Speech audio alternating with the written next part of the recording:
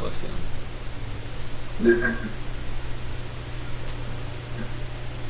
Ya, sí se ve toda mi pantalla, ¿no? Sí, lo estoy viendo. Ya, vamos a hacer así con dibujitos porque hoy yo tuve que salir y... No, es otro método de... como una pizarra, ¿no? Ya, el tema de la evolución... Te voy a cerrar la puerta. El tema de la evolución es bastante amplio. Digamos que es una teoría pues de que más o menos la ha hecho al frente a las ideas, a las explicaciones religiosas de la creación, ¿no?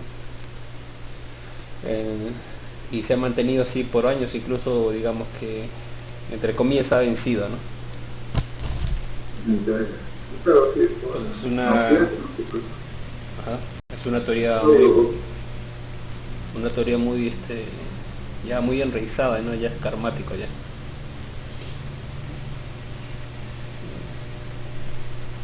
Entonces hay varias formas de tenemos que ver. ¿Estás grabando, no? Sí. Tenemos entender primero las bases, los fundamentos, y después vamos a ver ya los casos, las evidencias, ¿no? Los restos. También vamos a ver un caso particular de un libro que escribió Sadaputa Prabhu sobre por qué es imposible la evolución, pero usando la teoría de la información. Eso lo vamos a ver en la segunda clase. No hay casi nada de matemática, es solamente así conceptos. Así tiene sus cálculos, ¿no? ¿Cómo se llama? ¿Así se llama el libro? No se llama así. No se llama así, pero más o menos así. Y de repente lo traducimos para la siguiente, pues. O sea, contigo, ¿no? Para publicarlo. Ya, y ahorita, y después vamos a ver ya las evidencias, ¿no? Que está el libro de la arqueología prohibida de Sutakarma, más conocido como Michael Cremo, ¿no? Que tiene su canal de YouTube. Es conocido, incluso por gente así laica, ¿no? Eso es lo importante, ¿no? De que no solamente los devotos lo reconozcan, sino también gente de afuera, ¿no? Incluso así gente común y corriente que escucha YouTube, así. Hay varios arqueólogos como Von Daniken también. Ya. Hay un programa, incluso aparece, no encontremos así, un programa de Discovery, ¿no? O sea, y él mismo dice que incluso se pueden pilotear aviones así con el pensamiento, ¿no? O sea, que ya están así en proceso, ¿no? Él mismo lo dice.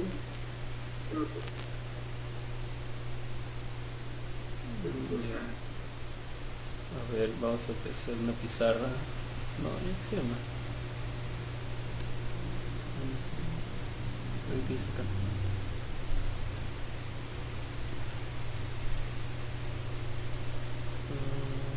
Se ve bien la pizarra, no sé qué hice, y sale así como streaming. Ya, entonces lo primero o sea, la idea es de que cada sesión ustedes se vayan con un argumento fuerte como para rebatir al menos alguna idea, ¿no?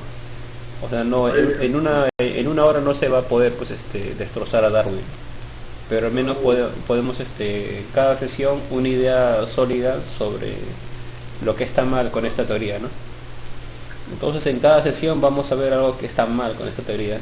Y ahorita vamos a empezar un poco a explicar sobre el método científico, porque siempre se le acuña a Darwin como una teoría científica. Sin embargo, uno de los argumentos en contra es que no es tan científico como dice ser. Es Científico o ¿cómo se llama? O pseudocientífica, ¿no? Es como Abactisastri, ¿no? Abactisastri. Entonces primero vamos a repasar unos un modelo de teoría científica que es el modelo empírico. Usted sabe, ¿no? Siempre se decía, ¿no? Primero que está la observación, Ya. después que sigue Hipótesis, ¿no? la hipótesis o la teoría, Ajá. y después tienes que demostrarlo, ¿no? La demostración, Experimentación. así lo llaman. Ahorita vamos a ver que este es más o menos como una idea general. Esta es la idea general que se tiene, ¿no? Primero observas un fenómeno, por ejemplo las estrellas, ¿no? Y después lanzas una idea, ¿no? Las estrellas brillan en la noche, ¿no? ¿Y cómo lo demuestras? Simplemente, ¿no? Dice, ya mañana mañana a las 10 de la noche mira arriba, ¿no? Y las estrellas están brillando, ¿no? Ahí estás demostrando, ¿no? Entonces, ese es más o menos la idea general de la metodología científica. Pero aquí vemos dos cosas. Primero, de que la hipótesis o la tesis o la teoría depende de la observación.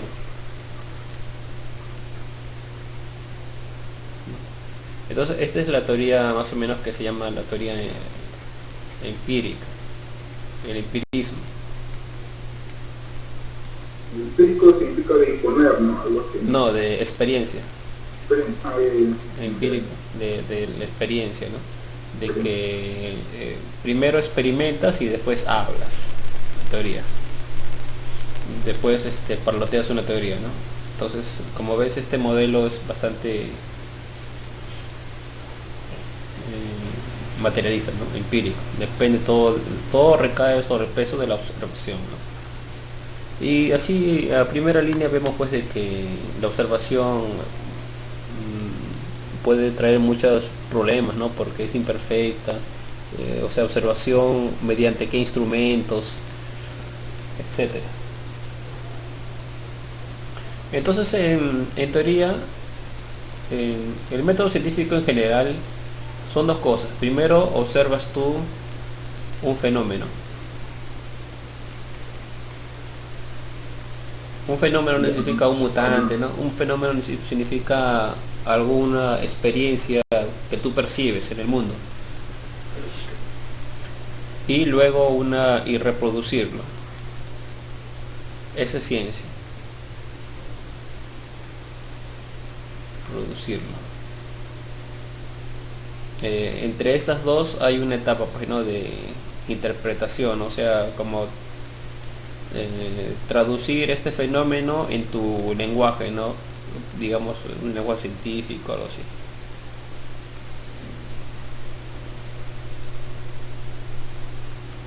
Ya, interpretación dice aquí. Reproducción, fenómeno y reproducción. Eso más o menos es la ciencia, ¿no? Reproducir un fenómeno. Por ejemplo, en las noches hay truenos. Si tú reproduces en un laboratorio, ¿no? En un campo grande, unos truenos, significa que tú estás, hay un proceso científico ahí, ¿no? Que tú estás reproduciendo los truenos de la naturaleza, ¿no? Y claro, entre esos dos pasos están toda una serie de hipótesis, teorías, ¿no? Una serie de explicaciones. Claro, ¿no? Tienes que explicar qué significa el trueno, ¿no? Cuánto voltaje tiene un trueno. Hay bastante teoría entre estos dos, ¿no? Ya, ese es más o menos lo que se trata el método científico normal. Pero viendo el caso más exhaustivo, este fenómeno no solamente que tú miras, ¿no? Como estamos diciendo, no solamente es mirar el fenómeno y percibir, ¿no? Tiene varias partes. La percepción de un fenómeno. Voy a dibujarlo más bonito, ya estoy dibujándolo un poco feo. Lo voy a hacerlo un poco más calmado para hacerlo un poco más. Ya, entonces vamos a escribirlo aquí. Entonces aquí más o menos así son los pasos, ¿no? Un fenómeno no Ronaldinho, un fenómeno, y luego sigue la hipótesis o tesis que explica ese fenómeno, o sea, lo pone al lenguaje, ¿no? O tesis o teoría, como lo llame, ¿no? El verbo, ¿no? Y luego sigue la demostración, ¿no?, de que tu teoría es cierta, ¿no? Demostración o la reproducción, ¿no? O sea, que lo reproduce, ¿no? Entonces vamos a analizar primero el fenómeno.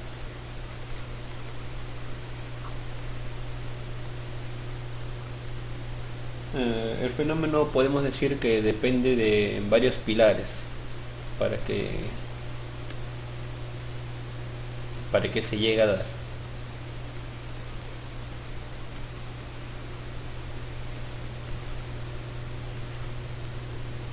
El primero es la observación.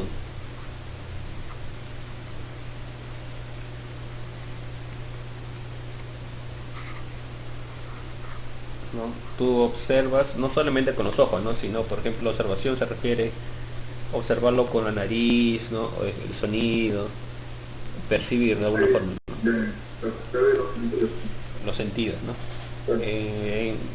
Sería, ¿no?, la sensación, ¿no?, la sensación de los sentidos, pero se le llama observación, ¿no?, en general, ¿no?, pero no se refiere solamente a los ojos, ¿no?, se refiere a cualquier sentido.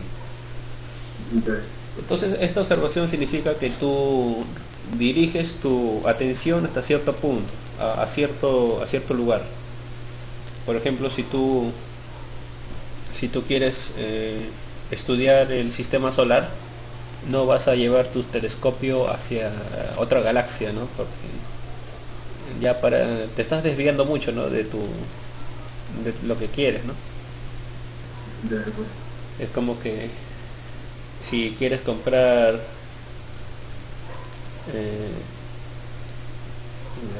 Cintia, si quieres participar frente a un micro, o escribe al ¿cómo se llama?, al Telegram, porque aquí tengo mi celular prendido, desde ahí te leo. Como estoy en la pizarra no voy a ver el chat.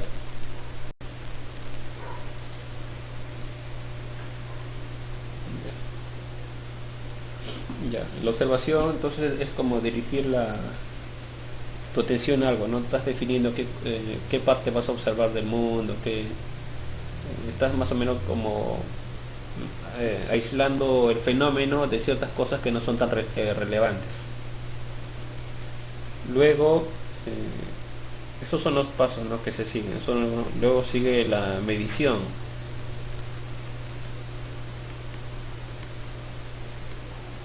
La medición es, digamos, los instrumentos que tú usas para cuantizar, ¿no? Cuantizar, digamos, darle una medida, ¿no?, a tus observaciones, digamos un termómetro, ¿no? Si tú quieres mirar la temperatura humana, entonces pues tu observación va a estar limitada a los seres humanos, ¿no? ¿De qué te va a servir tener a perros, a gatos en muestreo, ¿no? No tiene nada que ver, ¿no? Solamente te limitas a seres humanos, ¿no? Y entonces, ¿qué usas? Pues un termómetro de hasta 40 grados, ¿no? Digamos que tú puedes tener termómetros ultra más finos, pero también, ¿de qué te serviría, no?, un termómetro que te mide la temperatura 270 grados bajo cero, ¿no?, que son grandes máquinas? ¿De qué te serviría, no?, si el cuerpo humano no llega a esa temperatura, ¿no? Entonces a eso se refiere la medición, ¿no?, de que tú tienes que escoger los instrumentos apropiados para percibir el fenómeno de forma eficiente.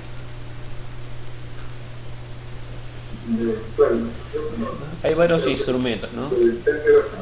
Claro, ¿no? Por ejemplo, el metro, ¿no?, o sea, la cinta métrica, ¿no?, la cinta métrica, el termómetro, y así cualquier instrumento que mide la velocidad, que mide el voltaje, etcétera, ¿no? Todo eso son herramientas para la medición que te ayudan a tu observación, ¿no? Que te lo ayudan a cuantificar. Luego de esto sigue otro paso que es reciente en el siglo XX, un paso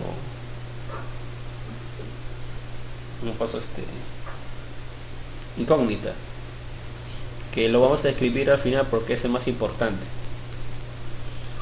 Y luego de esto sigue la experimentación, que tiene que ver con el laboratorio.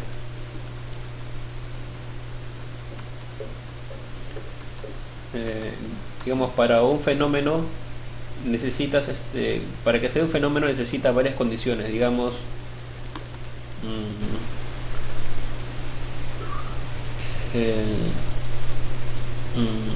la fiebre, ¿no? Si quieres ver a un paciente con fiebre, ¿cuál es la condición? Que tiene que tener una infección. Sí, bueno, eso es lo que se entiende. ¿Ya? Entonces la experimentación tiene que ver con las condiciones iniciales, con las condiciones para el fenómeno. Las observaciones tienen que ver con ¿cómo se llama? Tu selección, ¿no? Una selección. La medición es como la instrumentación. Ya, estos más o menos son los pasos algunos de los pasos del método científico. Los pasos son 8, ¿no? Porque también la hipótesis también tiene algunos pasos y la demostración tiene unos pasos, ¿no? Ahorita solamente estamos hablando del fenómeno, ¿no? Ya, este paso incógnita se llama la falsabilidad. ¿Cómo se llama? Falsa habilidad. Ajá. Falsabilidad.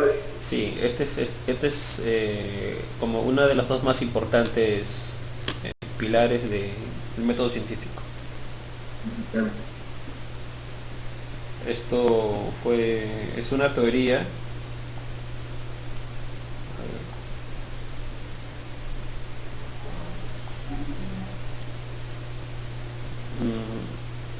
Por el 1920, creo que propuesta por Karl Popper.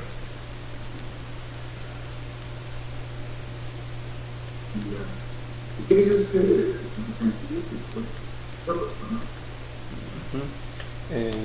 De repente no es muy conocido, pero sí conocen a Bertrand Russell.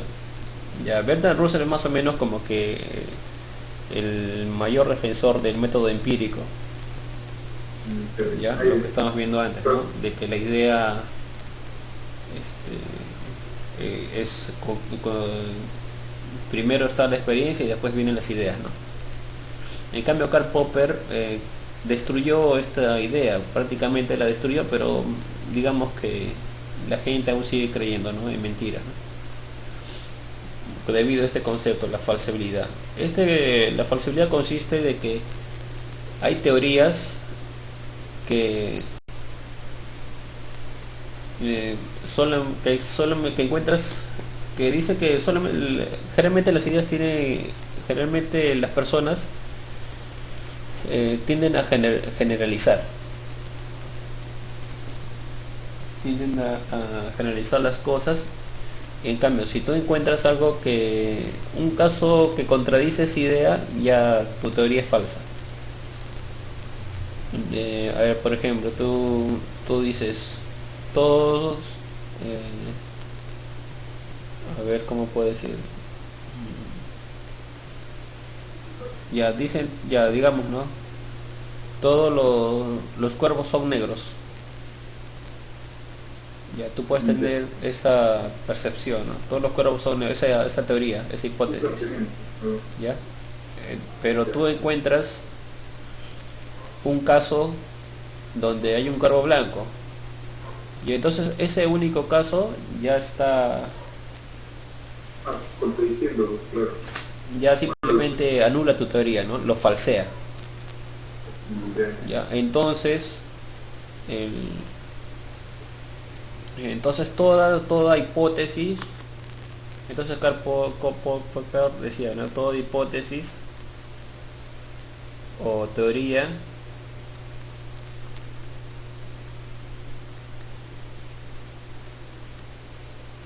teoría puede ser, tiende a ser falseable, o puede ser falseable, ¿no?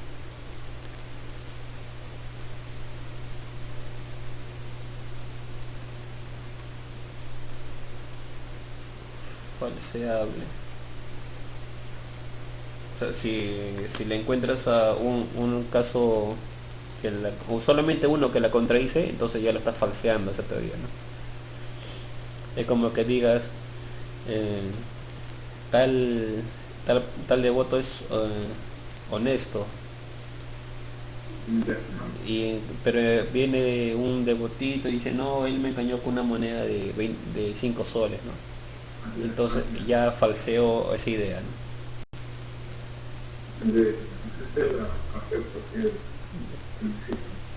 Pero otra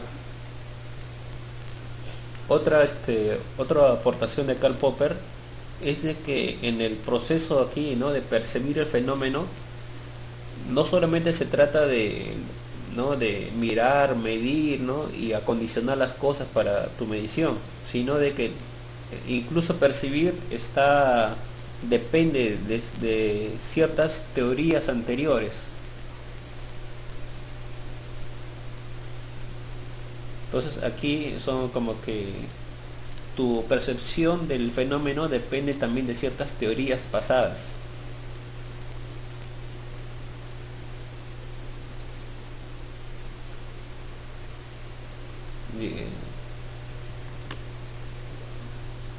¿Se entiende la idea?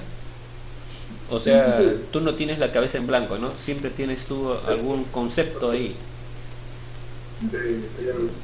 Un concepto, y que eso también influye en tu percepción del fenómeno. Ya, entonces, esto es prácticamente, ya mató a la teoría empírica. Ya la mató. Ya, entonces mira, para entender eso vamos a hacer un ejemplo. Ahí está Cintia, a ver. Se ha quedado dormida, creo. Ah, ya, el termómetro. Ya, Cintia, escríbeme en Telegram porque de aquí no te voy a leer porque estoy viendo la pizarra. Sí, dice. Ya, entonces estos más o menos son los pasos en lo referente al fenómeno, solamente al fenómeno, o sea, la percepción del fenómeno. Entonces, para entender esto más fácilmente, vamos a ver un ejemplo conocido. ¿Conocen los rayos catódicos? ¿Han escuchado los rayos catódicos? ¿Rayos catódicos? Ajá. ¿Del Mar Muerto eso? No, rayos catódicos. Rayos catódicos, Ya, eso sí, es más o menos. Es más o menos así como una pantalla de televisión antigua, así, ¿no? Y aquí tiene unos fierros que crean un campo magnético con un botoncito. ¿Ya? ¿Ya? Entonces por aquí sale unas de luz, o sea, electrones.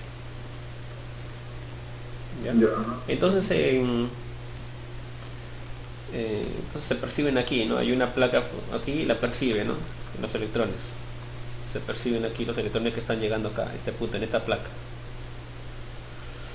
Entonces cuando tú prendes tu campo magnético, o sea, los imanes, lo que pasa es de que se desvían. Los electrones se desvían y ya manchan. ¿Cómo saben que desvían? Porque están manchando ya la parte de aquí arriba de la placa. Entonces dice que los electrones se han desviado.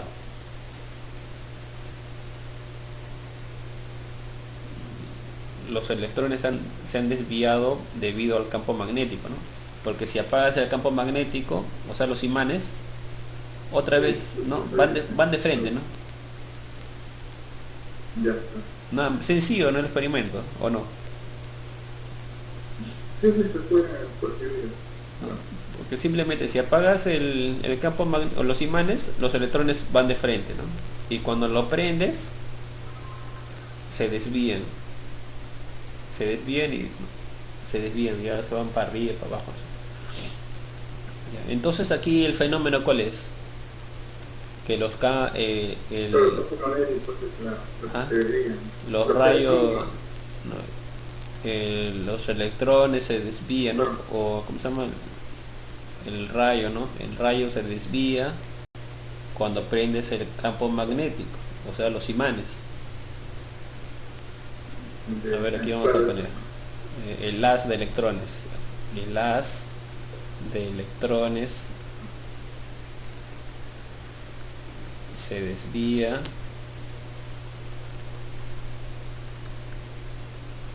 por el campo magnético. Este es el fenómeno en sí, si te das cuenta. Este es el fenómeno en sí que estás viendo. Sin embargo, para describir este fenómeno, ¿qué necesitas, no? Necesitas hablar de campo magnético. Y hablar de campo magnético implica hablar de una teoría que ya ha sido muy desarrollada. O sea, el campo magnético en sí es una teoría, ¿no? O sea, para hablar este fenómeno necesitas de hablar de campo magnético, necesitas hablar de electrones, necesitas de varias teorías.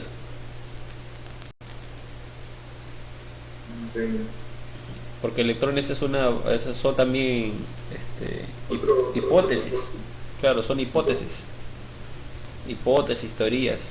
El campo magnético también son hipótesis, teorías, ¿no? Entonces, como te das cuenta, o como se dan cuenta, incluso percibir un fenómeno necesariamente involucra conocer cierta teoría anterior, ¿no? Es como decía Karl Popper, ¿no? Lo que quiere demostrar con la falsibilidad, claro, Karl Popper ha mencionado esto, ¿no? Que depende, ¿no? Y claro, ¿no? Estos conceptos, por ejemplo, de electrones, quizás son falsos, ¿no?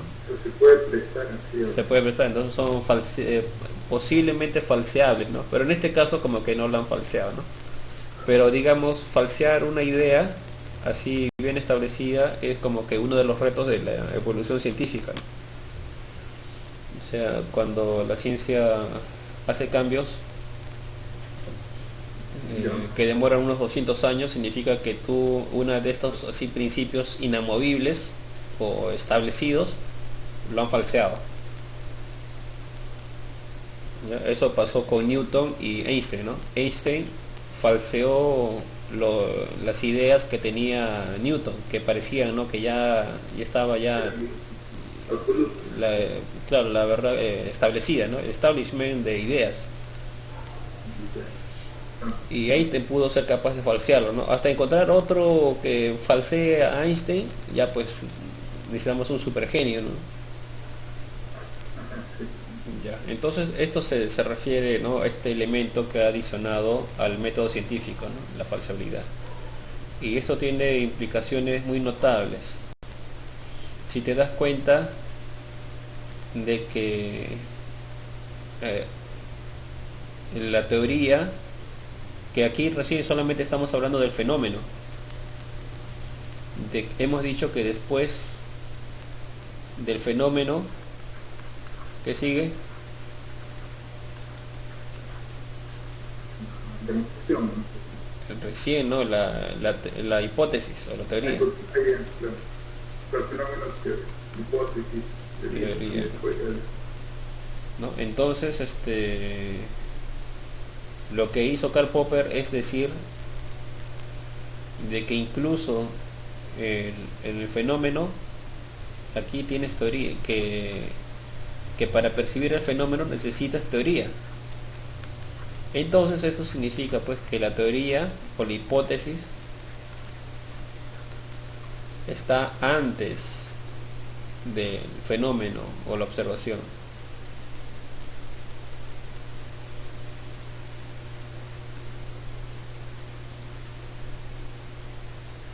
ya está antes del fenómeno o de la o de la experiencia, ¿no? Entonces si se dan cuenta o si se ve, ha hecho lo contrario, ¿no? Ha hecho lo contrario, ¿no? Porque antes decía, ¿no? De que primero la experiencia y después la teoría. Pero ahora con Karl Popper está diciendo que primero es la teoría y luego la experiencia. Y este experimento es más o menos que da una claridad que también tiene que ver con la física nuclear, ¿no? Que en esa época los 1920 por ahí, ¿no? Que entonces ya tenemos que ya tenemos ya este principio, ¿no? Entonces este es el principio que nosotros podemos hablar con sustento, ¿no? Que en realidad la teoría, o sea, se ha demostrado, digamos, ¿no? A modo grosso, que la teoría es antes que la experiencia.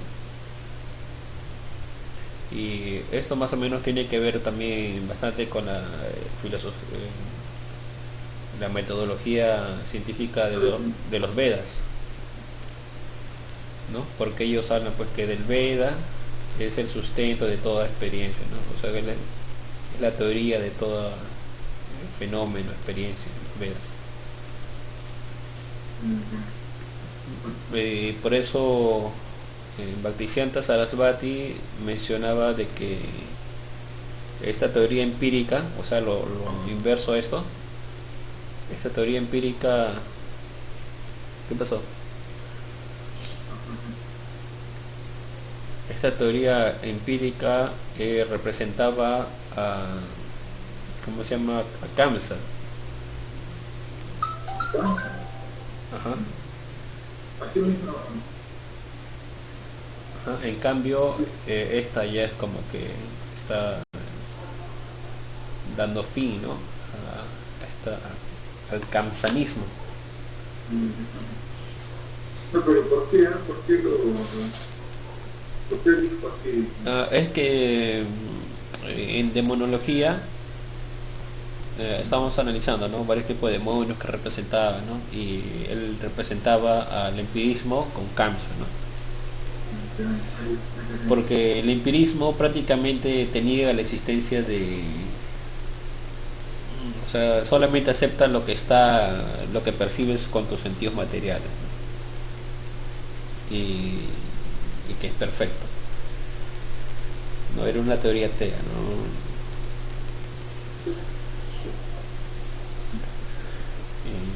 ¿no? Y era como matar la verdad, porque esa no era la verdad, ¿no?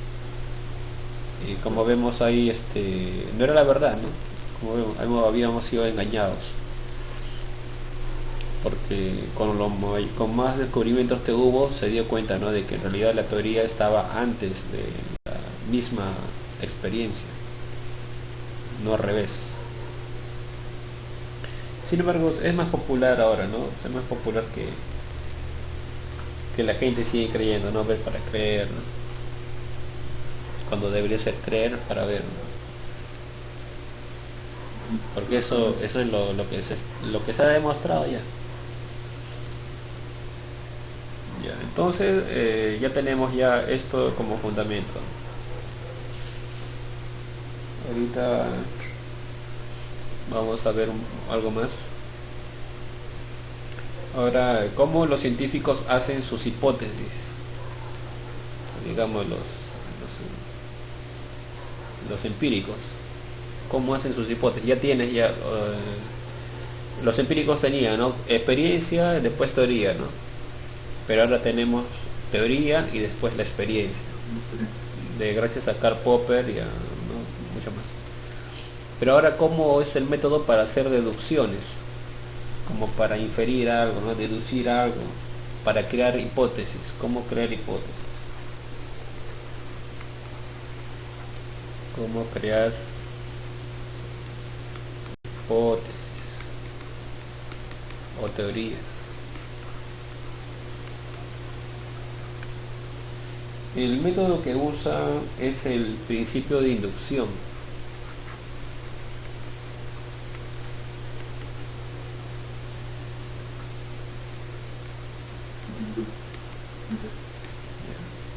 En matemática también hay así un principio de inducción matemática, ¿no? Pero en realidad en general se llama principio de inducción.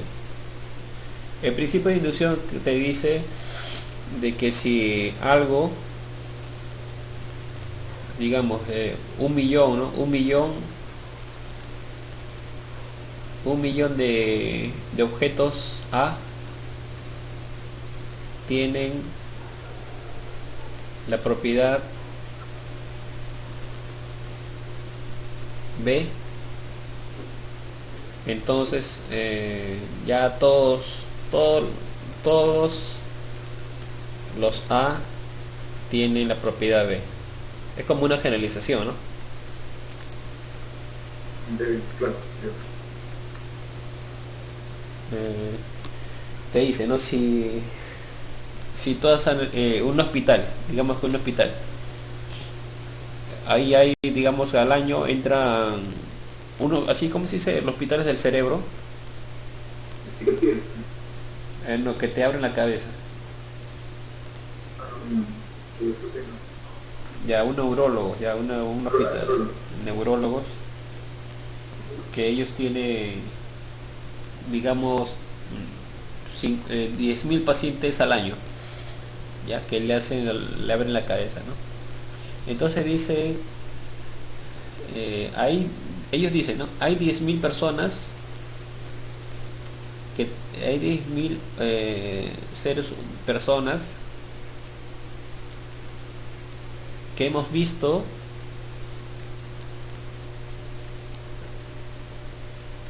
que tienen cerebro.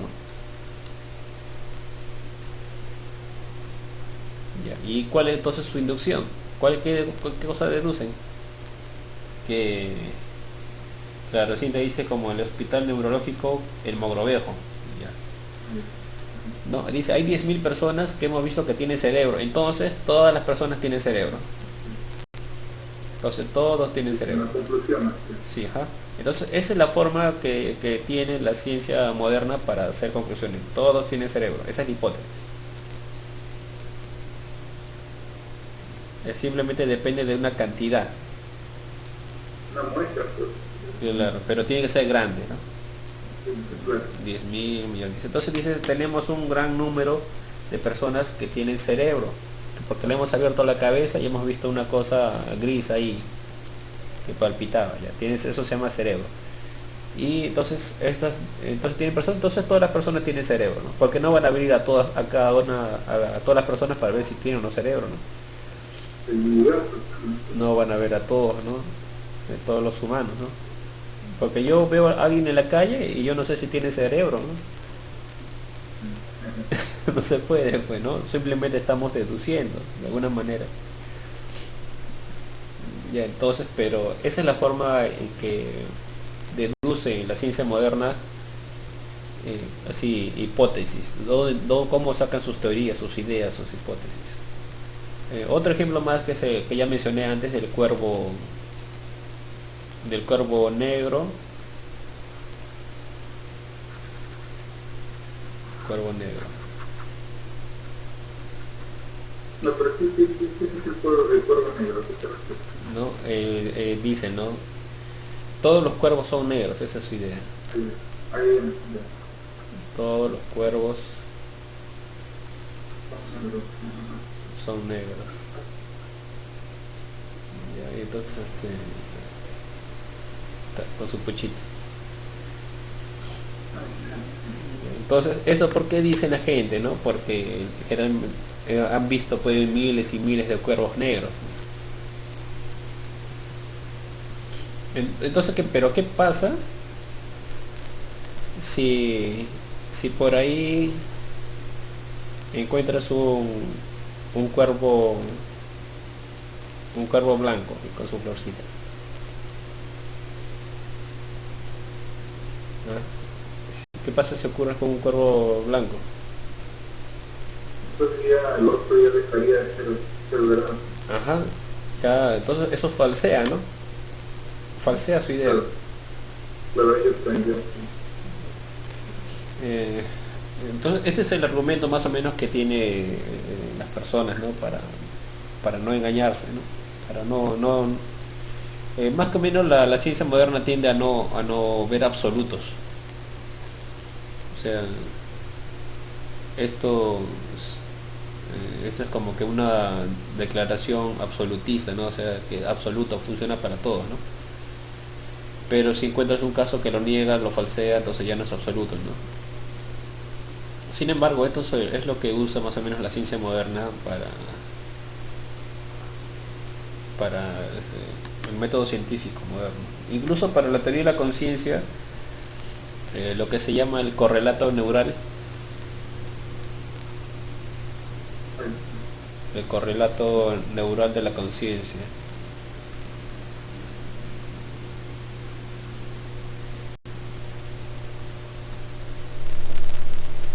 No, ellos qué dicen, ellos han abierto varios cráneos y han encontrado pues de que el cerebro reacciona a diferentes estímulos. Está el cerebro y aquí hay un estímulo, digamos, ¿no? Un estímulo. Entonces esto reacciona con la persona y cierta parte del cerebro reacciona. Pasa otro estímulo y cierta otra parte del cerebro reacciona. Entonces hay una correlación entre este estímulo y esta parte del cerebro, ¿no? Este estímulo y esta parte del cerebro. Digamos que le ponen un pedazo de comida, entonces se activa esta parte del cerebro. Digamos que le hacen tocar algo caliente, entonces esta parte se activa, ¿no? Digamos que le hace meditar en su yo, entonces se activa esta parte del cerebro, ¿no? Entonces, como ves, hay un correlato. O sea, por ahí diferentes estímulos, o sea, el cerebro reacciona. Reacciona. Entonces, pero ellos ellos han generalizado eso, pues no es que han abierto todos los cerebros, ¿no? Y han corroborado que en cada uno hay un correlato, ¿no? Pero han visto que en un gran número de casos existe eso, no es una constante. Y entonces que hay una correlación, un correlato entre el cerebro y y tu conciencia. Pero no es que han abierto cada uno y lo han visto, no, a mí no me han abierto, digamos, ¿no? La cabeza. Y ni a Cintia, ¿no? Ni a ti, pues, ¿no? Entonces digo, bueno, es como dicen, no, es el rating, ¿no? Como mide el rating, ¿no? Dice, a mí no me han visto, ¿no? Que yo miro Canal 7, ¿no? No, a mí no me han visto, dice, ¿no? ¿Y dónde sacan eso? No, pero es así, como un pequeño número, ellos piensan, ¿no? Bueno, esa es otra teoría, ¿no? Y entonces así, ¿no? Ellos generalizan que esto funciona para todos los seres humanos, ¿no?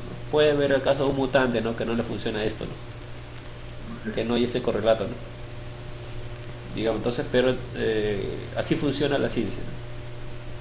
Digamos, no tienen que, solamente necesita que sea válido para un gran número de casos. ¿Sí? Pero qué tan grande es grande, ese es otro problema, ¿no? Qué tan grande es grande, ¿no? Puede ser grande, puede ser 100 cabezas, ¿no? O grande puede ser 1.000.000 de cabezas, ¿no? Eso también es relativo. Ya, entonces para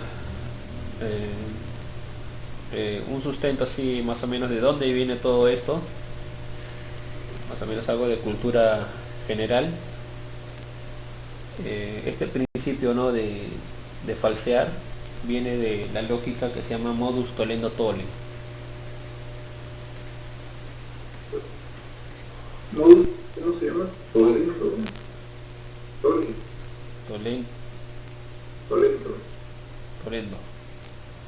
con D. Modus tollendo tollens. Es latín. Y ya bueno, ya están aprendiendo algo en latín, casi. Estamos aprendiendo también. Modus tiene que ver de modalidad, ¿no? Modo, la manera, ¿no? Manera. Tollendo es este modo. Tollendo es negando. y tollens es negar. ¿Ya? Entonces este modus tollendo tollens significa que negando niegas, como en este caso, ¿no?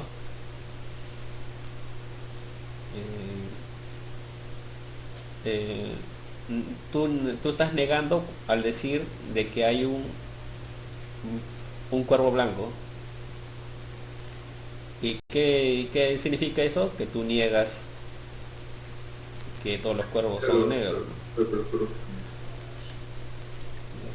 Entonces así, ¿no? Esa es la modalidad tollendo tollens. Que esto también estas cosas, hay modus ponendo ponens, hay silogismo, hay bastantes así modos y que se usa bastante en debate también.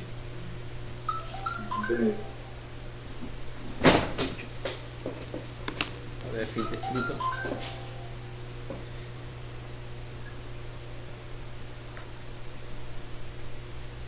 Lógica, silogismo, claro, silogismos. Ajá. Entonces este es el famoso modus. En lógica se representa así. Y en el templo habrá un tipo de delito que sea muy poniendo orden. ¿Como un qué? No digo, en el templo, ¿cómo será? Modus poniendo orden. Modus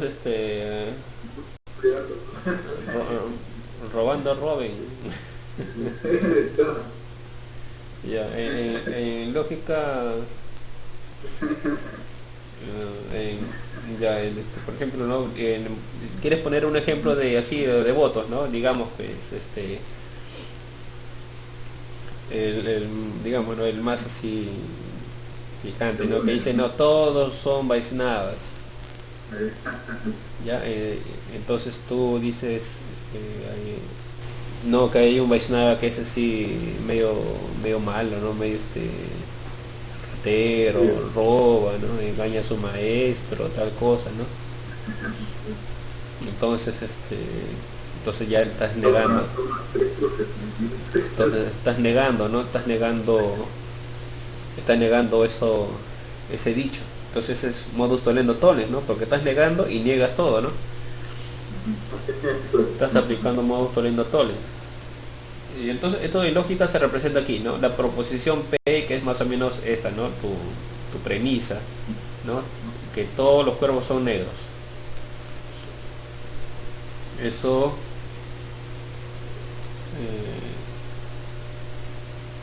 digamos, ¿no?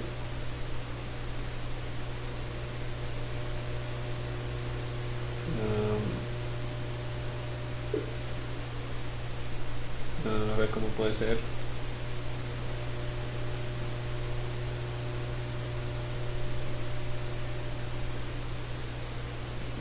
Ya, no, entonces todos los cuervos son negros. Entonces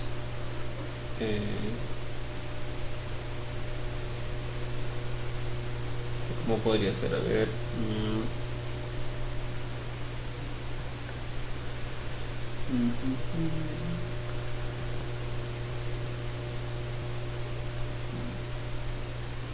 Ya, entonces digamos que Q sería, ¿no? Tú te vas de safari y vas a encontrar todos los cuervos negros. Sin embargo, en el safari encuentras un cuervo que no es negro, ¿no? Este sí, quiño, significa no, en lógica. Puede ser así o también así lo ponen. No sé si lo han visto. No. Claro, esos son símbolos ya, sí, de lógica. Ya, entonces tú todos los cuervos son negros, ¿no? Entonces si tú vas al safari o cualquier lado encuentras cuervos negros. Este es Q. Pero tú en el safari encuentras un cuervo blanco, o sea, es falso esto. Entonces eso que implica de que tu premisa es falsa, ¿no? ¿Ya? Entonces por eso no está negando, niega. Eso significa modus tollendo tollens. Encuentra solamente un caso que contradiga al primero y ya lo contradices totalmente, ¿no? Entonces vamos a analizar esto en cuanto a la evolución. ¿Ya? Entonces ya tenemos ya las bases suficientes para... ¿Qué pasó? Tenemos ya las bases... Uy, se me apagó la...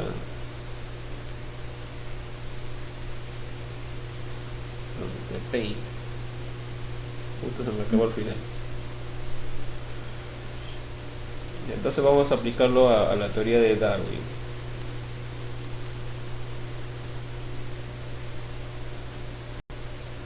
Ya, nosotros para ver el fenómeno ya esto vamos a ver en la evolución.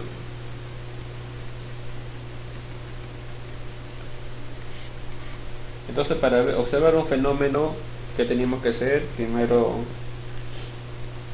teníamos que ver una observación, luego teníamos que ver una medición, luego que era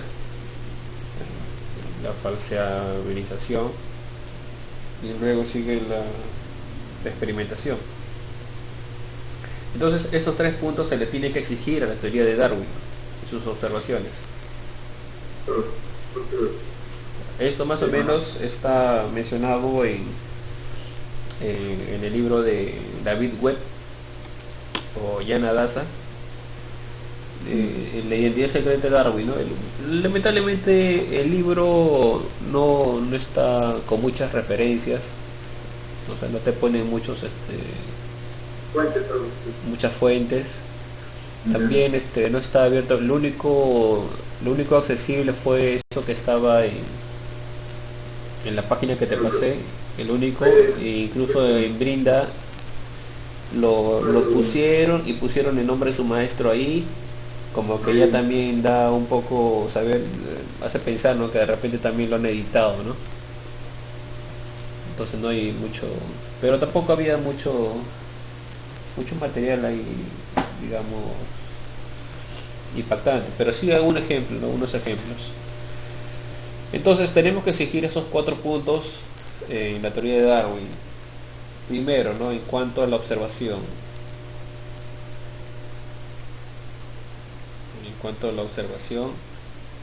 Tenemos que exigirle a la teoría de Darwin,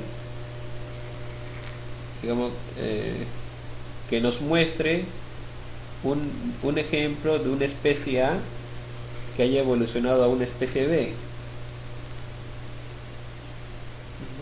O sea, tenemos que exigirle eso, que nos presenten un ejemplo de una especie A que pase a una especie B, porque ellos están diciendo de la teoría de evolución, ¿no?, que una especie A, ¿no? Entonces que nos muestre.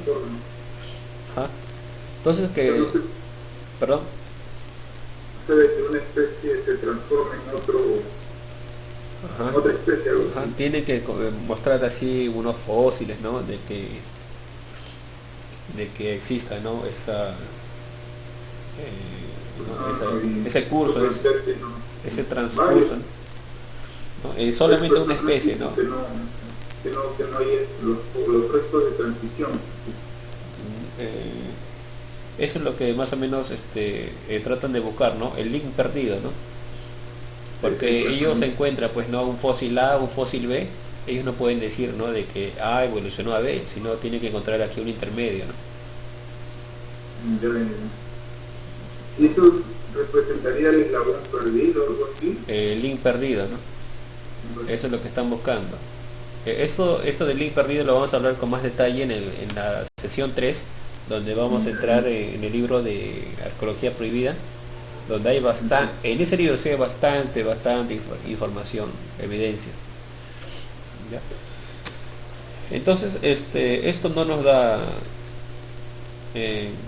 la teoría, ¿no? Tenemos que exigirle, ¿no? A ver, muéstrame un caso de que de una especie A pasó a la especie B. No te dicen, están buscando, ¿no? Pero sin embargo la teoría persiste. La segunda, en cuanto a la medición,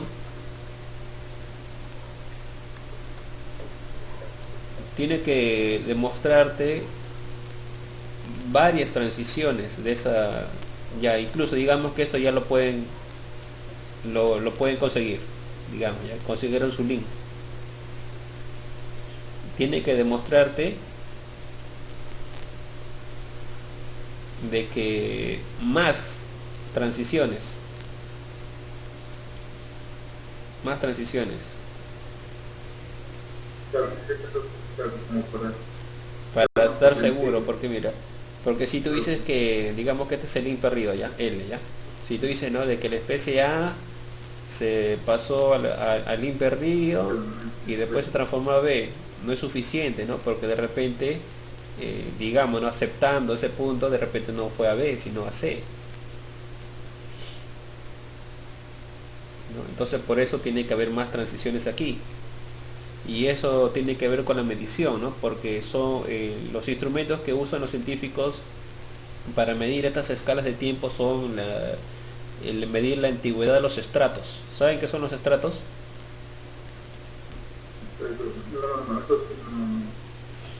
Los estratos son, ¿cómo se dice?, capas de tierra, digamos.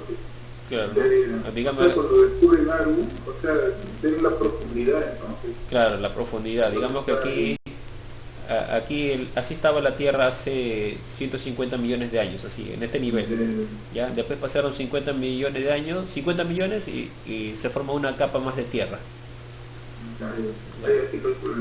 Y después pasó 50 millones más, se formó otra capa de tierra que tiene así otros restos acá, ¿no? Y esos son los estratos, ¿no? Y hay muchos estratos, ¿no? Por ejemplo, aquí están pues, los dinosaurios, ¿no? Y aquí están las organismos unicelulares, plantas, etcétera, ¿no? Entonces, como la ciencia mide la antigüedad de los estratos es por los restos. Por los restos fósiles, ellos miden los estratos, la antigüedad.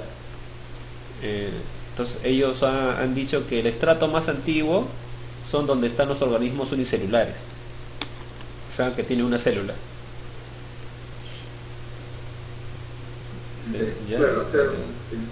Después le siguen pues que tiene ya un poco más de células, ¿no? O sea, organismos acuáticos, y digamos pues un estrato más superior están ya los primeros mamíferos.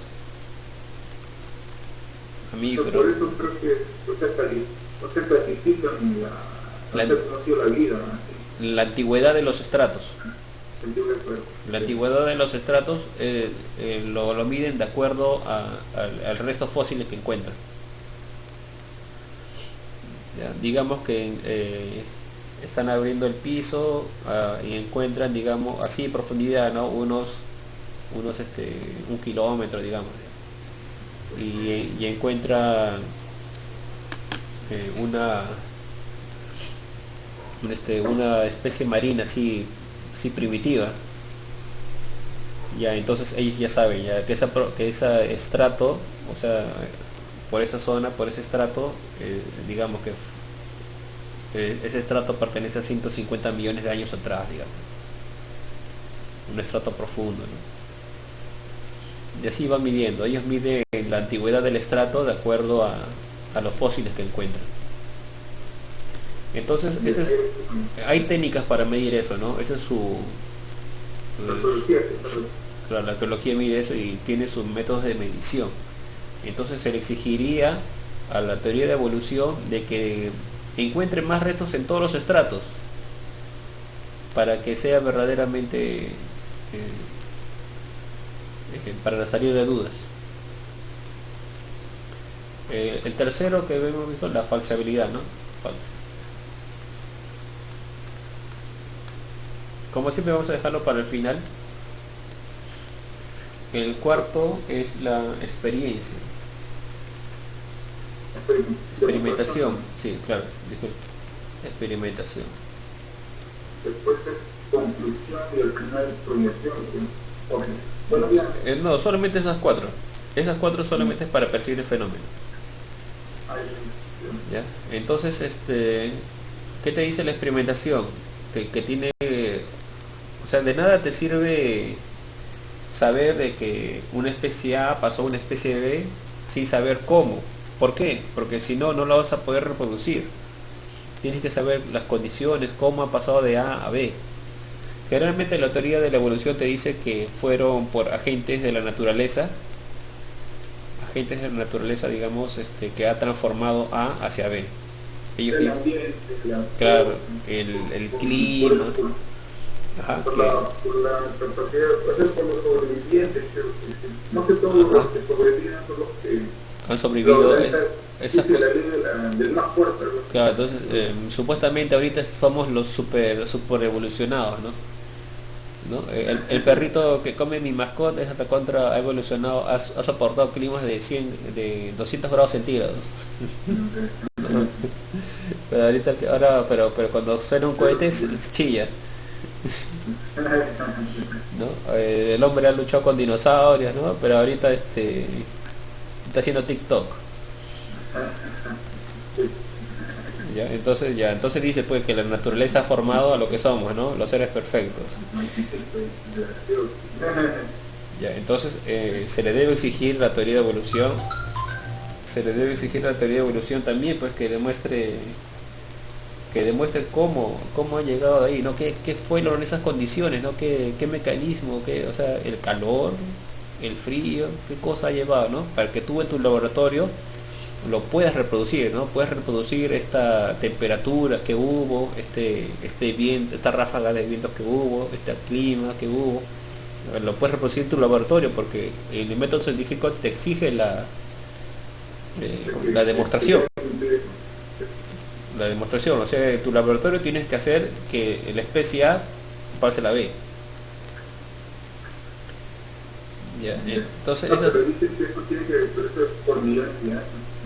No te escuché bien, ¿qué cosa? O sea, dicen también, ¿no?, que eso no es posible porque es mucho tiempo, ¿no? Ajá, ese es el argumento que usa, ¿no? Y no solamente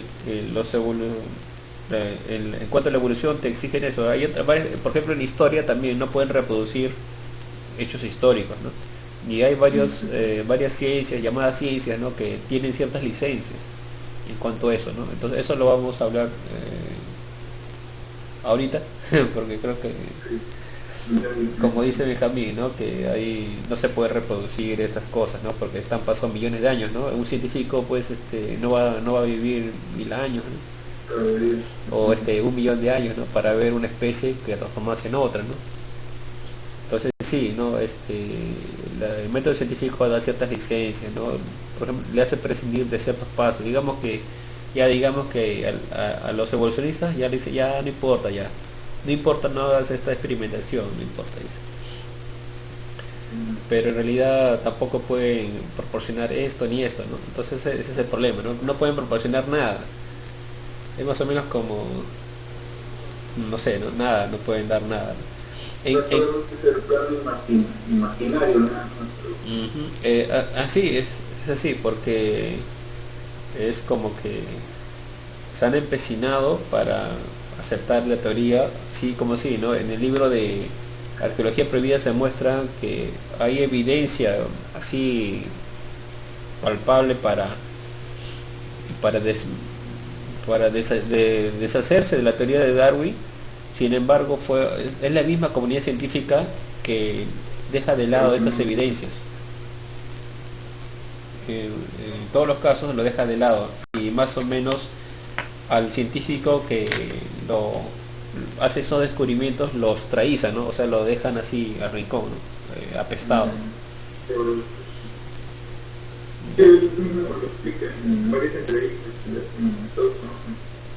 Sí, él siempre dice eso.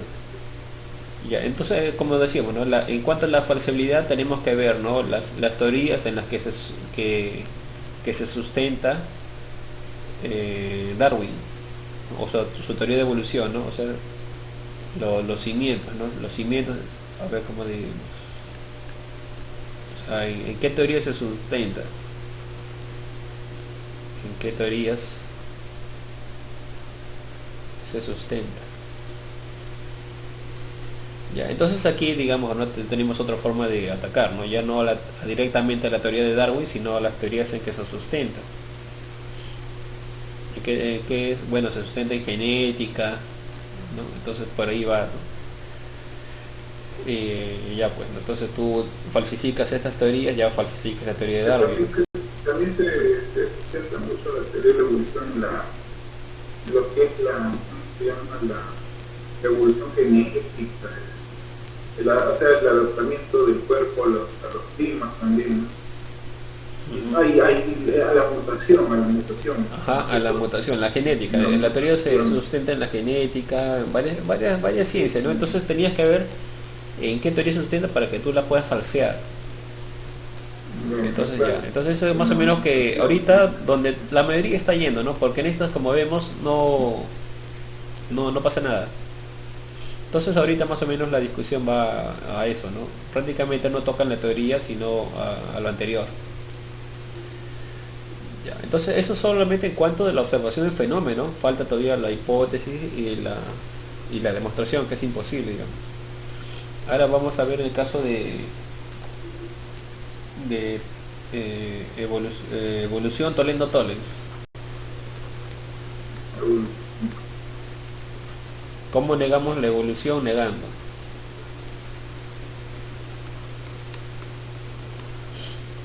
Los mismos descubrimientos han hecho esto. No estamos así. Esto también se menciona en el libro de David Webb. Pero como decíamos, lo malo es de que no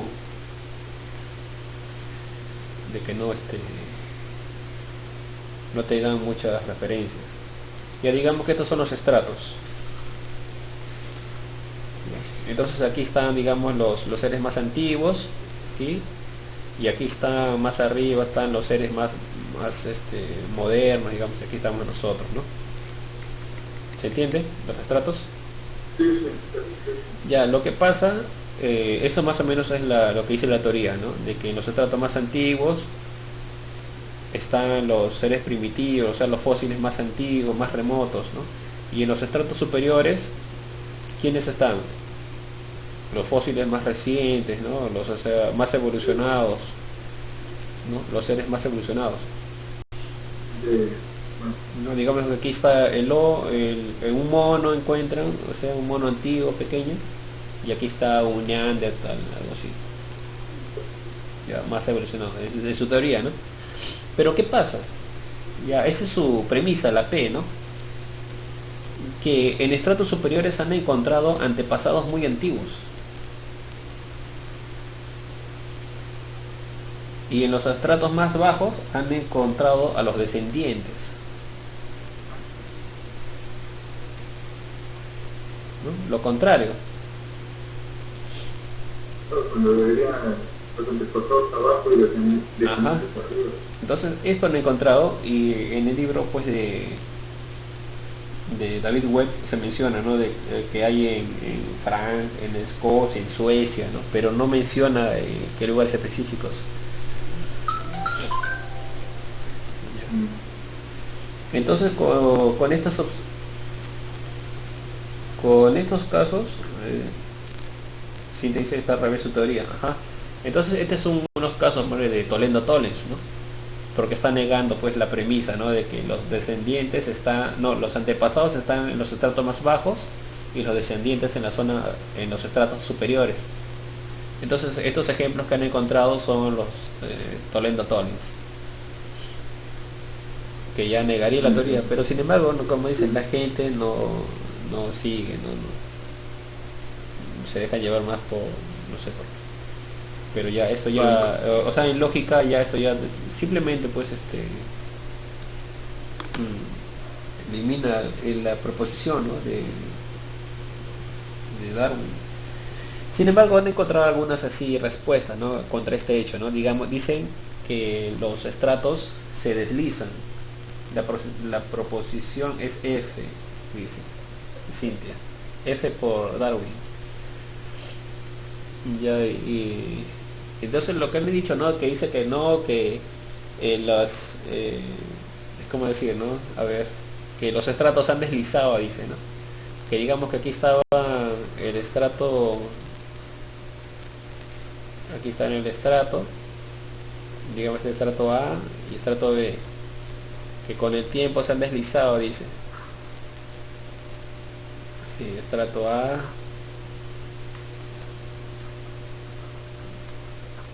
no, perdón, A y este es B. Y después aquí está el estrato A y aquí está el estrato B. ¿Se ve? Más o menos la secuencia. Y después aquí está el estrato A y aquí está el estrato B, ¿no? Y después aquí está el estrato A y aquí está el estrato B, ¿no? Y que después aquí está el estrato A, el intermedio y el estrato B. Más o menos esa es su explicación, ¿no? Que se han deslizado los estratos y se han volteado. Pero tampoco hay pruebas sobre eso, ¿no? Entonces esa es la manera que están usando para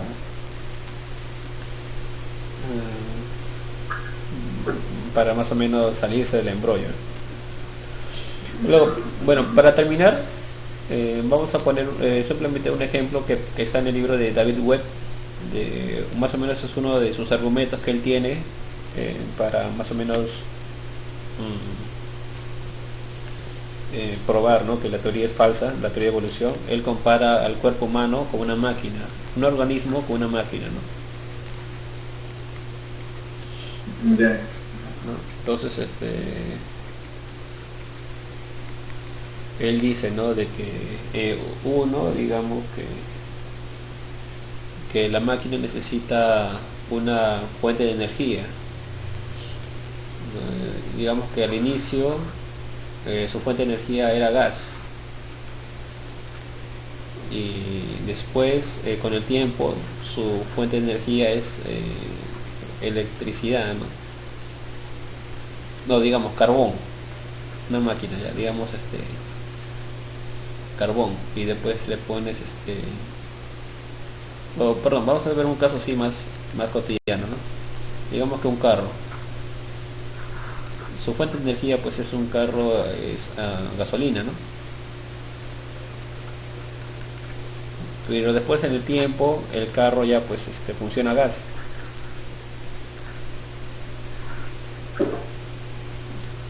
Y después de un tiempo el carro funciona ¿a qué? A electricidad o agua, ¿no? Hay casos también de agua. He visto también unos colegios, ¿no? O de sol, ya, ¿no? Pero dice, ¿no?, de que ya las máquinas necesitan esta fuente de energía, ¿no?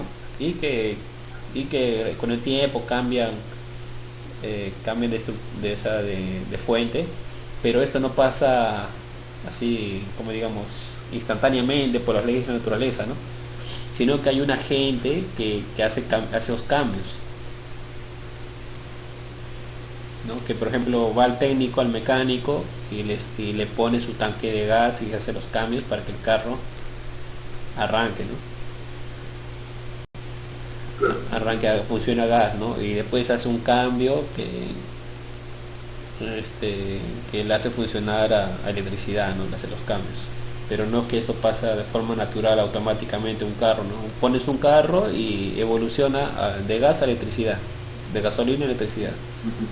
Bueno, y más o menos así compara, ¿no?, con el organismo, ¿no? Que también el organismo es como una máquina que necesita su fuente de energía, ¿no? Y que con el tiempo esa fuente va cambiando, ¿no? Digamos que antes comía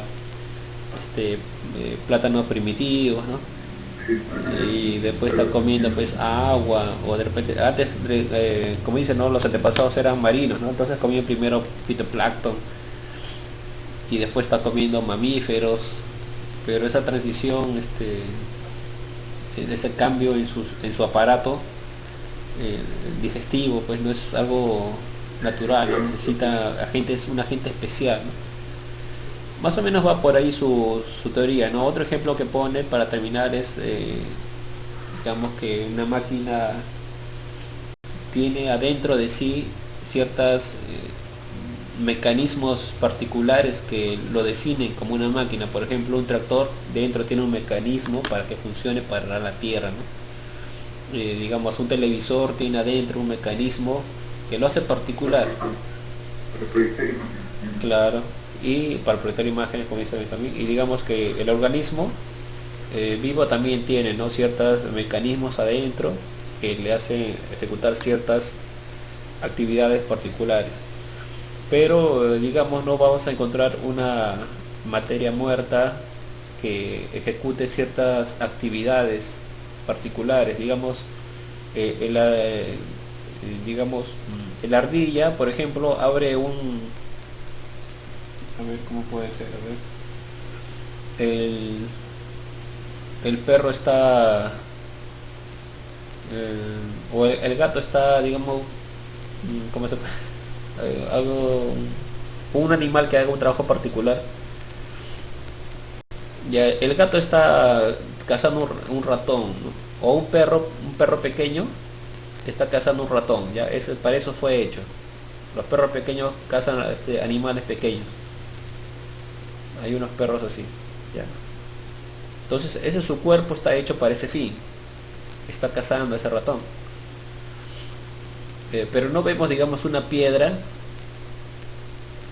que está cazando un ratón, o algo, o algo que solamente por las leyes de la naturaleza está llevándolo a cazar por un ratón, ¿no? O sea, el funcionamiento de este perro no depende de las leyes de la naturaleza, del clima, la temperatura, el calor, sino depende más de su mecanismo interior. Eso es lo que quiere decir. No depende solamente del clima. Por más que vaya a otro lugar, significa que siempre va a conservar esto que tiene más, algo así. Claro, su mecanismo lo empuja a trabajar de esa manera, como dice Benjamín. Y no depende tanto del exterior, ¿no? Entonces y entonces dice, no la vamos. mutación nada más se puede ver así de forma superficial, algo así. Perdón, otra vez repite. O sea, la mutación se puede dar de forma, o sea, es solamente superficial, ¿no?, para sobrevivir, ¿no? Claro,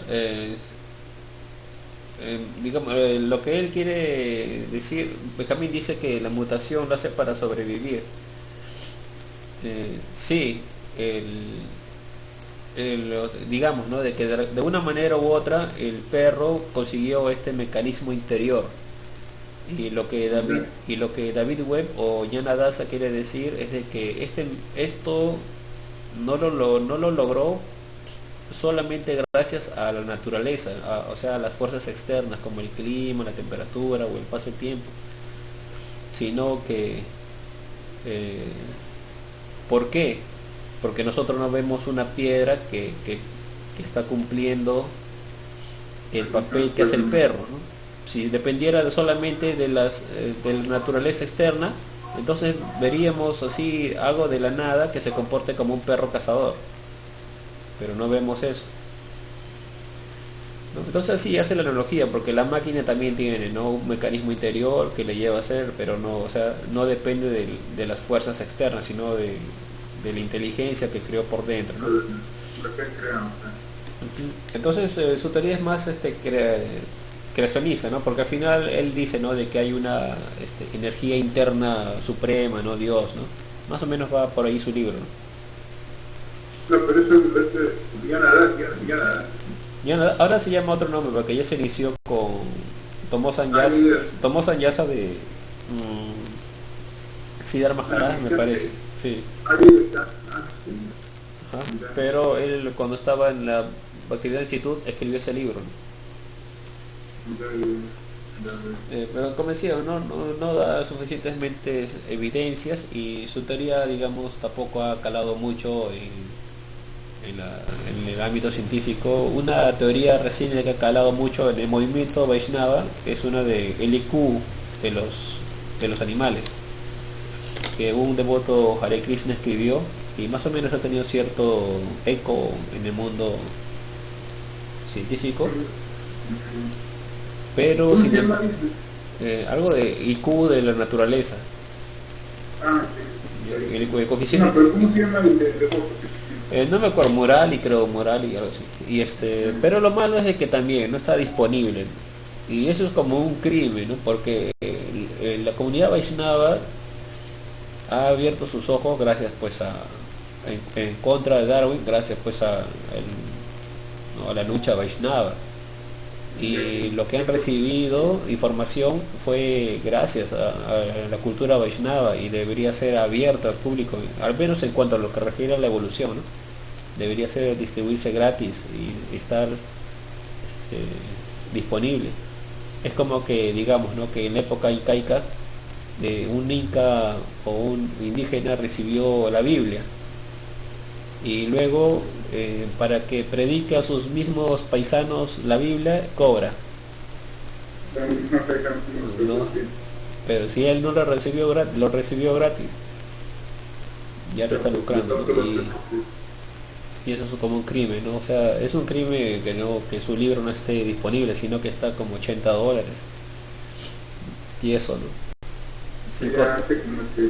Sin costo de envío, ¿no? Estos temas deberían ser ¿cómo se llama? Públicos y gratuitos, a mi entender. Y bueno, así acabamos con esta sesión. ¿Cómo se llama? Ahora he estado leyendo un artículo, ¿no?